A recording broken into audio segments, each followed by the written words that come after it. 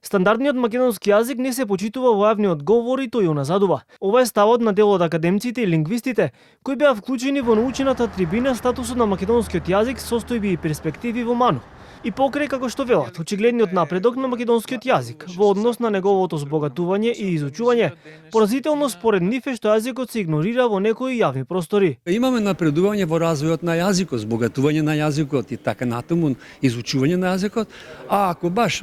речеме некој назадување, тогаш би го спомнал статусот на македонскиот јазик во јавна употреба, каде што многу пати гледаме примери како се става на втор план, па дури и се игнорира на некои јавни простори, што секако не загрижува, и тоа е една од тие области каде што сметаме дека треба да го кажеме нашиот збор и треба да се слушне нашиот збор. Секако дека не би се разбрале луѓето, но секогаш мора да има нешто што еве го нарекуваме стандард и што ги обединува сите говорители на сите говори. Секако дека во популарната култура е многу убаво, дури понекогаш имаме нели во убавата литература и ни е интересно како читатели, но сепак во јавната комуникација, особено и во политичкиот дискурс,